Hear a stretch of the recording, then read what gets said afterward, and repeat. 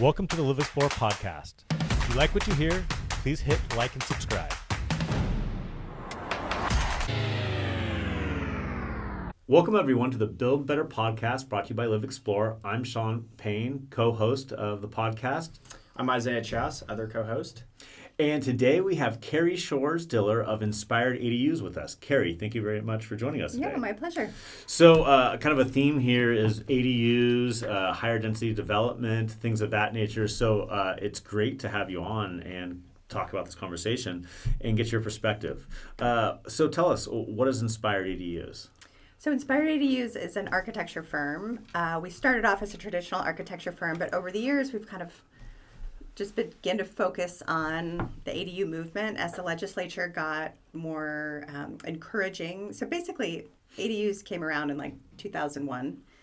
The state recognized we were going to have a shortage of housing. Right. They, at that time, called them second dwellings, and they allowed local municipalities to allow this kind of housing, but they also allowed them to put on a bunch of complicated restrictions, which they all chose to do. Then basically every few years, the state keeps stripping away their rights, and now we have kind of where we are today. So we started doing ADUs 15 years ago, but that was just like maybe you do one a year because it was like to find the lot that was, could make it happen was really rare. Right.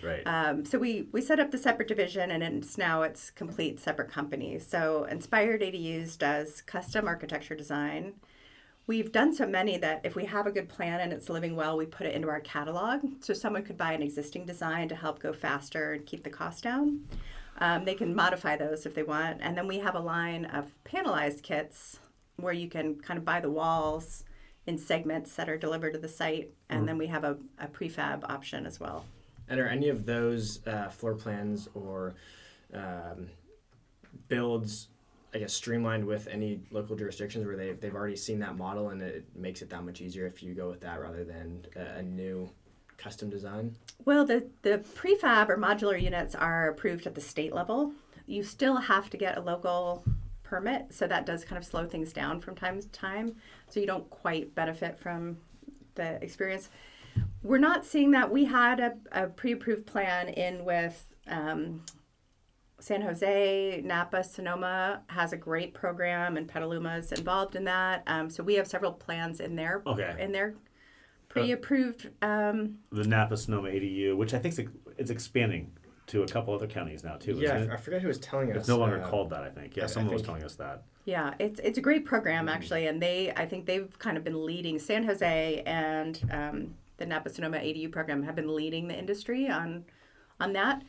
Are we seeing a ton of traction on it? Not totally, but there's also a new law that came into place that says once an ADU's been approved, it becomes a pre-approved plan during that code cycle. So, really? At the state level? Well, we don't. So the governor just passed Like so this. Much of this we really don't know. Yeah, like, you right? guys are going to have to call me back for sure because there's like at the state level, the governor signed the bill. Like what it means, like I don't know if it means I do one in Petaluma and then it's approved in Petaluma, or if I do one in Berkeley, it's also approved in Petaluma. Like we don't know that yet. Right. That's like kind of hasn't been worked out, I don't think. I mean, that goes back to kind of what you originally said, is that ADUs are becoming more and more feasible because the state is like trying to knock down these roadblocks that the local municipalities put into place that way. And now we're in a situation, even though the state's putting in these laws, that it now comes down to interpretation at the local level, how they see these, and we're still running into those roadblocks that way. So. We are to some degree, but I mean, basically there's what we call the state exempt ADU. Like every homeowner in California has the right to build an 800 square foot ADU 4 feet from the side and rear property line that's at least 16 feet tall. Okay. And anything like floor area ratio or lot coverage or anything that you might have been up against before is waived. Okay. So that is like the non-negotiable, right. simple, everybody has that right. Now there's all these other nuances that have gotten added on, and municipalities can be more encouraging. And most of them are choosing to go that route. Really? That's been your experience? Most? I mean, I know I don't want you to like get in trouble, like trying to get a project approved or something Yeah. like that. But really, has that been your? So there's a couple things that happened. One, SB9 Yes. came around, and I know we're going to talk about that some, Right, but like SB9 is where you can split your house and then add an ADU to Split your lot. split your Yeah, lot. yeah, Thank you. Yeah. Split your lot, add a bunch of new units. That scared all the planning and building departments like pretty seriously. So between that, and then we're just trying to close out this cycle of the state does a prediction every 8 years Right. and says, it's called the RHNA, Regional Housing Needs Assessment. Yes. They'll say, hey, Petaluma, you guys have to add, X number of housing in the next 8 years. Sonoma County has 14,500 that we need to add within Right. the next 8 years. I can't remember the exact. I'm not even sure that's been established yet about how For the many. next- Oh, it's definitely been established. And where we are now is like the Petaluma has to submit their plan to the state and say, here's how we're going to do it. Yeah, but they don't have to meet those numbers. They have to show that they're operating in good faith. Right. And then the city identifies like potential lots that can be developed that Right. way. But what we found is that those cities, I would say, are being very careful in the lots they select that Yes. way. So that's why I'm saying, like, even though that like the states identified those needs for housings, and yes, the municipalities have to show good faith. Right.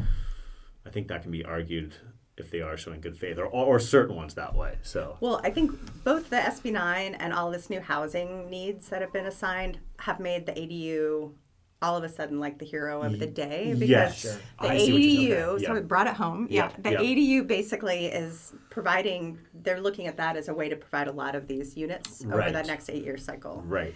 And people are really worried about, high density housing changing the character of their neighborhoods. Sure, And these sure. little cottages you tuck in the back, you might not even know are there, all of a sudden look like a great way to get there. Right. Yeah. Right. Yeah. So through those lenses, we're seeing that they're being a lot more encouraged. And I will elaborate, I think from a planning standpoint, from the planning department, they're much, basically all the ADU legislation really focused on planning and streamlining planning approval. Fire and building are still, and energy codes are still kind of working out Uh-huh. their excitement and interpretations on ADUs. Sure. So, the planning, which historically could be really scary for a homeowner if you were doing development, that's been like completely streamlined. But there are other departments that are still kind of coming around. Right. Yeah. Sure, no, that's understandable. Without getting too much into SB9 yet, what, in your experience, how many projects are going the SB9 route versus just their right to put an ADU on their property? I mean, we're seeing, so we have something like, 40 or 50 ADUs going, and we have one SB9.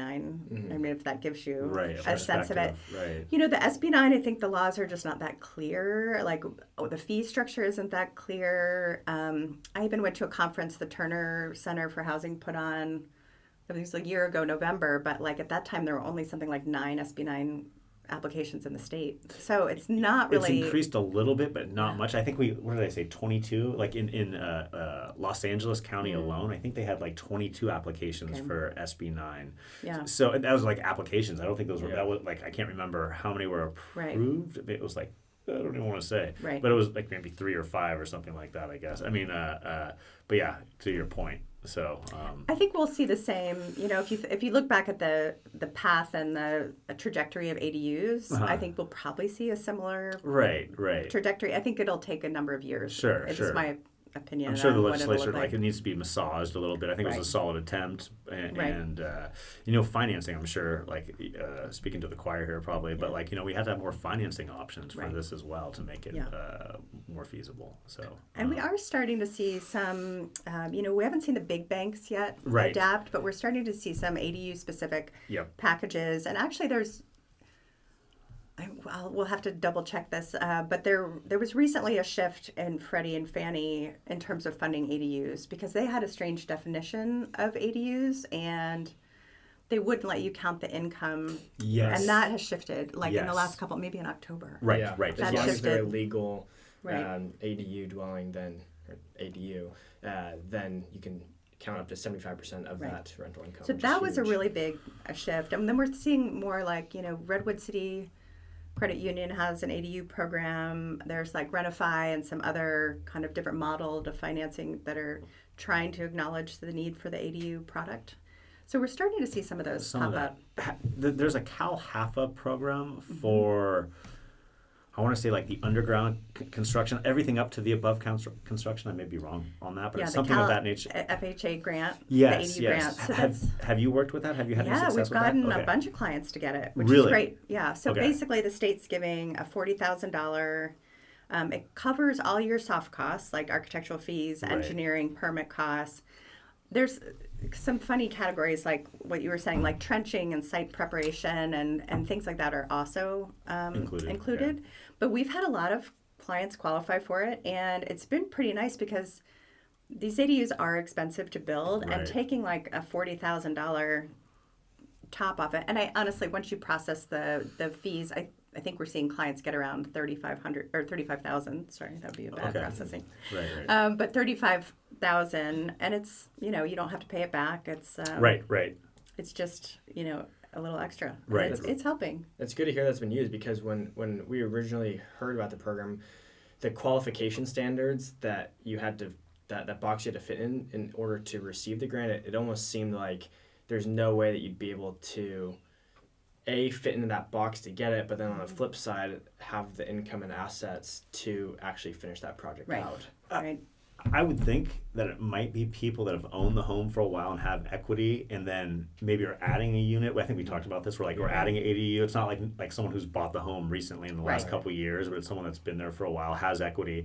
Maybe they're pulling equity out of their home to finance the project or something of that nature, plus using the grant that way. Right. That's good to know, though. That's good to know. I'm always kind of skeptical of Cal HAFA grants, not specifically to that, but just other within housing because they I don't know. Anyway, but it's very good to know that they are being used in that sense. So. Right, and then I have one other client who's in Napa who's got Napa has another. They have an $80,000. Oh yeah, that's right. Program, that's right. Yeah. And I know that's linked to the Napa Sonoma ADU program, but I don't. Okay. We'd have to double check the details. So I don't know if that applies to more municipalities outside of Napa, but we do have one client that qualified for that as well. So can you apply for both of them? I think yes, you can. I don't know if it's like you get 40 from Cal HFA and then another 40 from Napa to make the 80, or I'm not exactly. I don't have all the super details on that. But to me, what's exciting is, there are people that are qualifying and getting it, and we're getting paid from it. So it's out there and it's working. It is. No, that's really that's well needed. So that's good to hear that it's actually working that way. So what are some areas that Inspired ADUs serve? So we serve Northern California, and then we just are launching in Orange County area. So we're kind of serving kind of those two hubs. We are looking in this next year to expand our offerings because we've developed some of these panel kits and our prefab, and we have the opportunity to kind of go further out. But we just also like to test everything in our own backyard first, and then scale it. Yeah, it seems like you do offer a variety of solutions. So, so often there's one ADU company that does one certain type of, which is totally understandable.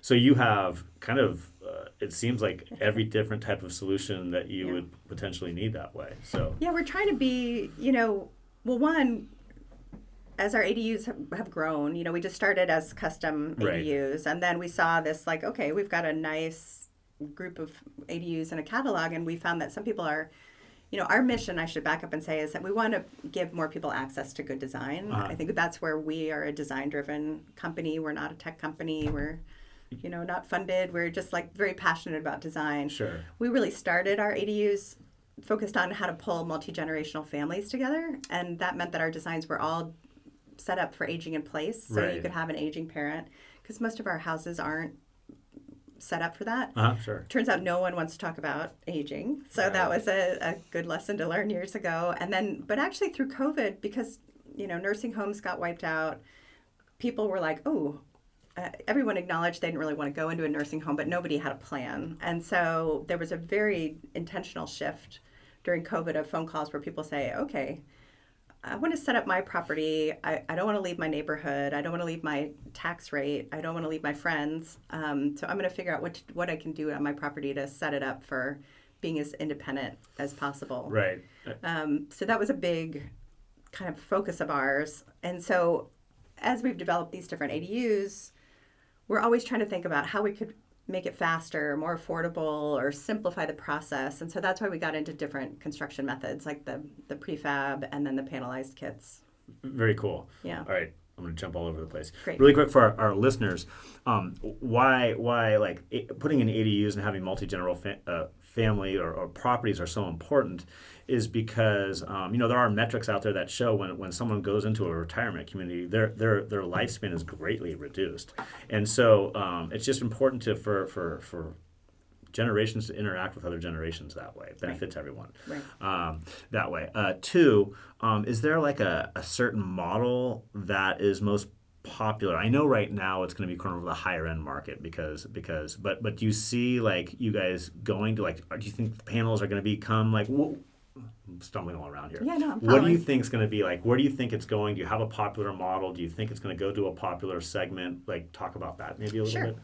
I think we are seeing that the panelized kits are helping us actually deliver ADUs a bit more affordably. The modulars are really interesting. So prefab and modular are the same, right? And it's important to know, like, manufactured and mobile homes are different. They're a lower level quality. Right. They're built to a lower building standard. Right. Prefab and modular are an interchangeable word, right? Those are made in a factory and they arrive completely done, and then they're craned into the backyard. And so much of the world builds like that, Yeah. except around here. That's right. Yeah. Okay. And for us, we have developed our prefab unit. It's in like, a lot of times you're just seeing a modular as like one skinny bar and it gets popped in. For ADUs, that can be complicated because you might have a certain site condition, like a historic tree, or we're really hyper-focused on, like, how do the little house and the big house relate to one another? Like, you don't want the occupants to be in the backyard with these huge glass walls, which, like, as a modern architect, I love to design, but I don't want to live in a big glass box in the backyard with the whole house, looking at me kind of. So we've developed our modular unit, we call her Millie, is 3 different components that can be turned and put together in different orientations. That way you could kind of look away from the big house, look towards the big house. You can kind of decide what works best for your setup and your property. And the prefab is really fun, but you have to have a pretty wide street. You're going to set up a gigantic crane. So some of those costs of the crane and the infrastructure and the shipping to the site kind of offset some of the savings. Okay. I think people are really intrigued by modular, and so we do get a lot of calls, but if you have a big power line across the front of your property, unless you have a super big front yard, you're not going to be a candidate for a modular ADU. So that means like 30% of clients can't do modular. So that led us to go to the prefab, the panelized. And panelized is really interesting because it comes in wall segments. We partnered with Prefab ADUs, which is a company out of Fairfield, and they've been around, as long as us, 15 years, kind of doing this in this market. And so they're building the walls in segments. It's pre-run with electrical and plumbing, and then they're just flat packed and sent to a truck, and you can put them on this nifty little wheel and wheel them into any backyard, and then a couple people can lift them into place and connect them. Right. It also really is empowering, like a DIY or owner-builder method. And that's where, if you have the skills or you have the time to manage the project with the panels, you can use your sweat equity, to keep the cost down. And, so we're seeing that that's helping us tap into like a whole nother group. Right. Which is pretty exciting because, we're trying to, just help more people build ADUs that are good quality designs. And so that's been helping a lot. I'm sorry, I'm laughing over here because you said qualified. I watch a lot of YouTube videos on putting these panel, and I feel that makes me qualified, but I think my wife would really argue with me on that. But so that's why, I would feel like I'm qualified and I could take it on, but I don't know if it would actually ever get built. Right, and then with the panels, we can help you find a local contractor that will assemble it if you don't want to take on. But we're seeing that those allow people to, like, if they do want to be more hands-on or finish out the interiors or do the, the kitchen, or they can do that, and kind of pick the path, like pick what pieces they want to take on, so that's they really can cool. be just try to control the budget. Right. Yep. Kind of on that note, like how has supply chain issues impacted ADU construction costs? You know, it definitely hurt during the pandemic, but I think we're seeing that everything is kind of rebalanced. I mean, there's unless you want a sub-zero refrigerator, those Sure. are apparently, but we don't put a lot of those in ADUs, so it doesn't. You know, everything's kind of back on track. Like Okay. there was a different dance that happened during COVID where like, and we still probably order our windows and doors, you know, much sooner than we used to historically, just because of that supply chain Right. issues. But I think cost of lumber and concrete have kind of corrected. I think the only thing that's still pretty expensive is metal roofing. For some reason, hasn't come down. But for the really? most part, the supply chain is kind of back on track. I see. What I want to talk about other challenges as well, but what's the, I guess, price point that you're seeing starting at, and what does it range to when people start adding all of their, you know, needs and wants? Well, it's tricky. I mean, I will explain, you know, it's hard to answer those questions because ADUs come in so many sizes, right? Like our smallest one, I think, so far was 212 square feet. And then our biggest one is 1,200 square feet. So there's a huge discrepancy. Ironically, the smaller the ADU, the more expensive per square foot, because you're putting all the expensive parts into a small area. So you still have a kitchen, you still have a bathroom, you still have your heating system, your foundation, etc. So the little ones are actually much higher per square foot. And then you get to kind of a sweet spot where around 600 to 800 square feet is where you're starting to see a better price. For us, we're seeing prices from, you know, I like to say I'm a recovering optimist at this point, and I used to always try to be really optimistic, but we live in such an area where construction prices are staying high because they can, I think. But we're seeing ADUs come in at like $400 a square foot. Oh, really? Okay. Up to, you know, 800 and over, depending on what people are doing. Right. Yeah. Okay. And I think the other big thing to think about with price is there's the building or the modular unit, right? And people are like, a lot of the companies out there are pretty good about giving you that cost. But then there's a whole other list of things that are super important for homeowners to understand. Is your water meter sized appropriately? Is your electrical meter sized? Is your sewer lateral been updated? You need to connect the cottage with all of that infrastructure. Right. So there's trenching, there's connections. You know, if your backyard is lower than the front of the house, you might need a sewer pump to pump the sewage out. So all of those things are, they're not hard to fix, but they have a real price tag assigned to them. And so we have kind of a budgeting tool we use with clients where we go through, okay, let's look at everything that could come up.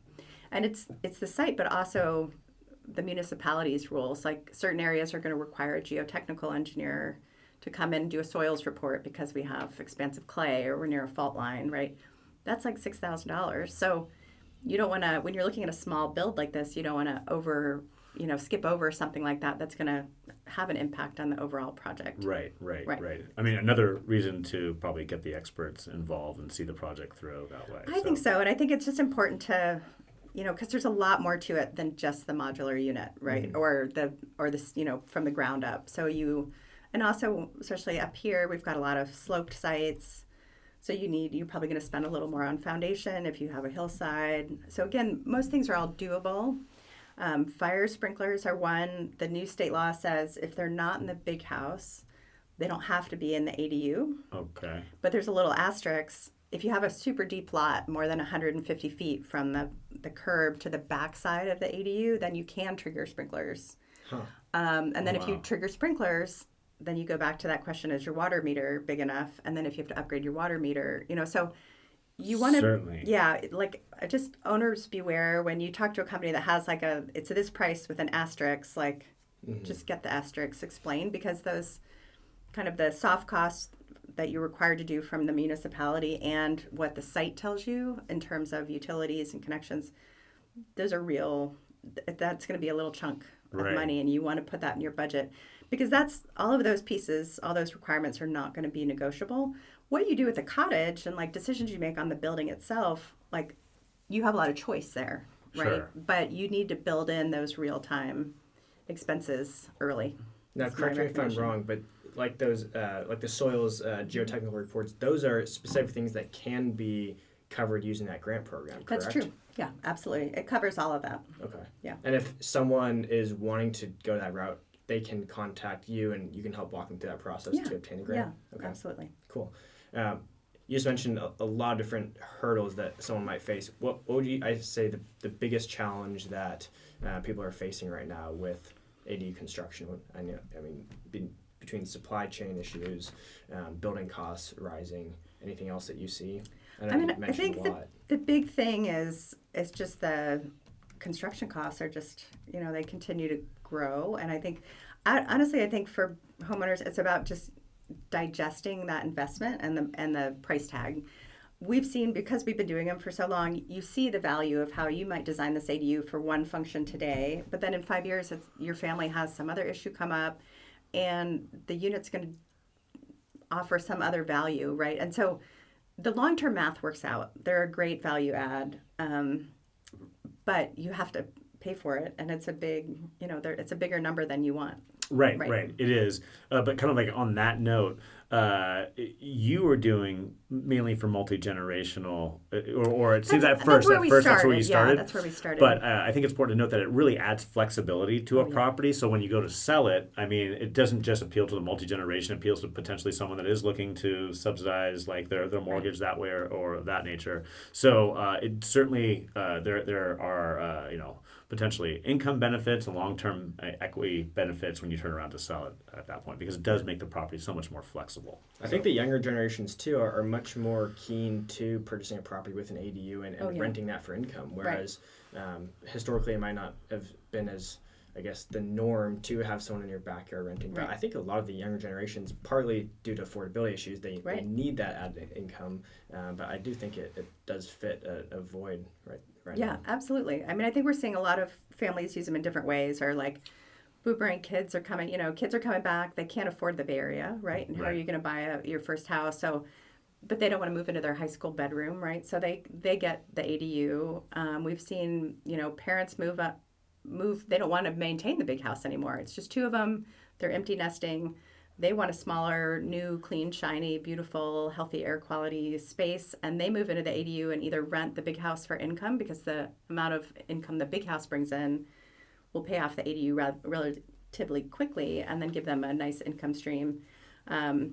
We've had a lot of people do different scenarios, but the real fun thing for me is to see like what it was when we designed it and what it is 5, 10, 15 years later, and you see how much value it and how it evolves and just adapts with your family. Right. Yeah, which is nice. Yeah, no, again, I think that last scenario is so important, because our housing market, we have this clog of this older generation that are in larger homes that don't need them, but they have nowhere to go. We haven't built enough like smaller units, so they're kind of like, we have nowhere to go. Right. So this is another solution for that, where like exactly what you said. I just think that's so important to bring up that way, because that's a conversation we hear about every week. Right. So anyway, so. Yeah. Is there any legislator that you're seeing coming down the road that's going to make ADU construction even easier? I know SB9, the idea behind that was really to help spark ADU construction. I don't think it's done as much as they anticipated, but that was the idea. Is there anything else that you're seeing coming down the line to help with that? Yeah, well, we talked about a little bit earlier once an ADU's been built, it should go into some sort of being a pre-approved, and we're waiting to see on that. And then the other huge news is that you'll have the ability to make your ADU a condo, and sell it separately. So I think that system, again, that's a newer law. The governor just signed it. Right. They've done it in Oregon and Washington already, and it's been working well. But if you imagine you built the ADU, and then if life brings you some sort of event, or you want to help an adult child get into the market, you can turn your ADU into a condo and sell it. Right. So I'm really curious to hear how it's going to work out, because right now I just don't know if there's the financing That's our options concern for in it. place. Oh yeah. So yeah. And there's a lot of questions. Will it need separate utilities? Can it be shared? Right. So again, we'll have to meet again in the new year once all these laws get cleaned up. But I think what's exciting to me is, I honestly didn't think that would get passed this year. I thought it would take a few code cycles to get through, and it got in, which I thought was pretty interesting and surprising. And then there's a couple other SBs that are like you can put ADUs on church lots and Right, other that's without any another one. zoning changes to add more housing and density. And then something we forget about too is that ADUs can be put on multifamily properties.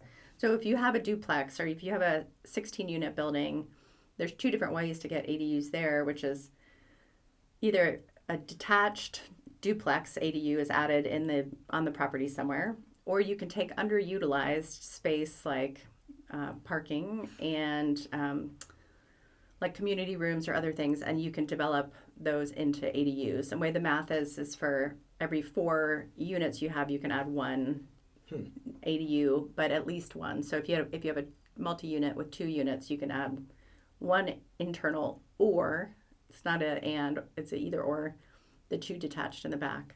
So we're seeing a lot more movement on that front too. Right. So say you had a large laundry room of some sorts, you could potentially turn that into, I guess, technically a junior ADU within a multifamily building? It would be, it could qualify as a junior ADU, but you could do it as an ADU. And then, a lot of times we'll see the old style where there was like parking below and apartments above.